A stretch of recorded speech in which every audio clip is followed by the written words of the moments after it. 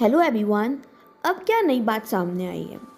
बात कुछ ऐसी है कि भारत की टेक्सटाइल इंडस्ट्री बहुत टेंशन में है। क्यों? क्योंकि चाइनीज़ एक्सपोर्टर ने अपने चीप फाइबर और पॉलिस्टर डंप करना शुरू कर दिया है इंडिया के अंदर, और बहुत ज़्यादा एग्रेसिवली डंप कर रहा है। डंप का मतलब आप जानते हैं ना, कि प्रोडक्ट को चाइना से भी सस्ते इंडिया में बेचा जा रहा है। जी हाँ, बिल्कुल सही सुना आपने। एक इसके अंदर अगर हम और एक अलग पॉइंट की बात करें तो एक होता है QCO। QCO मतलब क्वालिटी कंट्रोल ऑर्डर। ये रेंज सेट करता है इनपुट मटेरियल की। इसको भी उन्होंने पार कर दिया है। जितने भी बड़े बड़े खिलाड़ी हैं मार्केट में, जितने भी बड़े बड़े टेक्सटाइल इंडस्ट्री को होल्ड करने वाले लोग हैं, उन्होंने भी वेलकम किया है QCO को। लेकिन अब क्या हम इस इम्पोर्ट की बात कर ही रहे हैं यहाँ पे, है ना, तो हम उस इम्पोर्ट की भी बात करते हैं जो कुछ दिन पहले हमने आर्टिकल देखा है। वो आर्टिकल के अंदर यहाँ पे देखा था अपन ने कि भारत ने चाइनीज़ इम्पोर्ट को कुछ सर्टेन गुड्स यानी कि इलेक्ट्रॉनिक गुड्स के ऊपर रेस्ट्रिक्शंस लगा दिए हैं। अगर आपने वो आर्टिकल नहीं देखा है तो आप चैनल पे जा कर के देख सकते हैं। अब दिक्कत क्या हो गई है, अगर हम इस टेक्सटाइल इंडस्ट्री की टेक्सटाइल इंपोर्ट की बात करें तो दिक्कत क्या हो गई है कि अपन रॉ मटेरियल पे हैवीली डिपेंड हो गए हैं। इससे एक्सपोर्टर और भी गिरता चला जा रहा है, इंडियन एक्सपोर्ट और भी गिरता चला जा रहा है।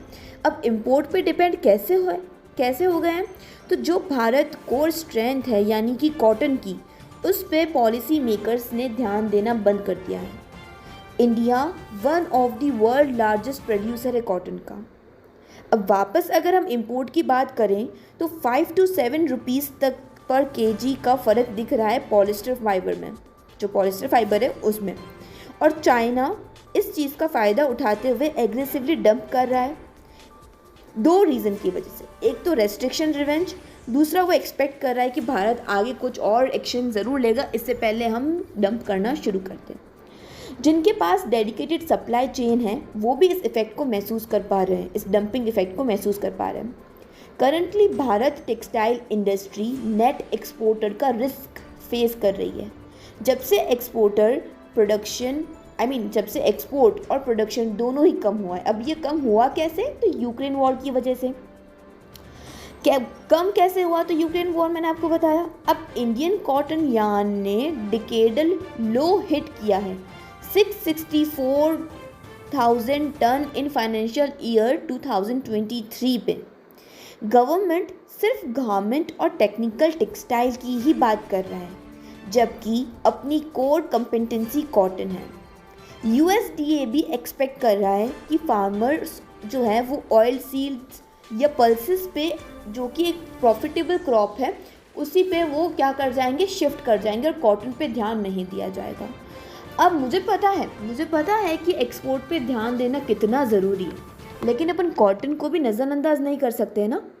इंडिया की कोर स्ट्रेंथ है कॉटन, और कॉटन टेक्सटाइल जो कॉटन की प्रोडक्शन है वो है यहाँ पे हमें हाई डिमांड में है, पहली बात तो। दूसरी बात, उसे हम एक्सपोर्ट कर सकते हैं। तीसरी बात, उसको हम अपने ही प्रोडक्ट में इस्तेमाल कर सकते हैं, है ना। और भी कई सारे फ़ायदे हैं उसके, ठीक है। अब यहाँ पे अगर प्राइस 55,000 से 65,000 के बीच हो तो नॉर्मल है, लेकिन 1 लाख नॉर्मल नहीं है। 1 लाख बहुत ज़्यादा है। टेक्सटाइल मिनिस्ट्री का इस पे कोई एक्शन नहीं है, ना ही एक्शन है, ना ही कोई रिएक्शन है। अब एंटी डंपिंग इफ़ेक्ट यहाँ पे लगना ही चाहिए, और शायद यहाँ पे है भी, एंटी डंपिंग इफ़ेक्ट है भी। लेकिन अगर इस पे जल्द ही कोई एक्शन नहीं लिया गया तो ये अपनी टेक्सटाइल मार्केट को बिल्कुल ख़त्म कर देगा, ठीक है। जो टेंशन यहाँ पे दिख रही है वो और सिर्फ इंक्रीज़ ही होगी, क्योंकि अपन क्या कर रहे हैं, अपन इंपोर्ट को कम कर रहे हैं ताकि एक्सपोर्ट इंक्रीज़ हो। अब जब डंपिंग होगी तो आप सोचो कि एक्सपोर्ट की तो बिल्कुल वाट लग जाने वाली है ना। अब इस पे हमें जो टेक्सटाइल मिनिस्ट्री है उसको क्या करना चाहिए, कौन से मेजर लेने चाहिए, एंटी डंपिंग इफ़ेक्ट के अंदर क्या होता है, ये आप मुझे नीचे कमेंट सेक्शन में बताइए। अब डंपिंग इफ़ेक्ट तो मैंने आपको बता दिया था वीडियो के शुरू में, एंटी डंपिंग इफ़ेक्ट का क्या मतलब है आप मुझे बताओ। ऑलराइट, आप एक एक्टिव सिटीज़न हैं, अपने आसपास के लोगों को भी एक्टिव करें इस वीडियो को शेयर करके।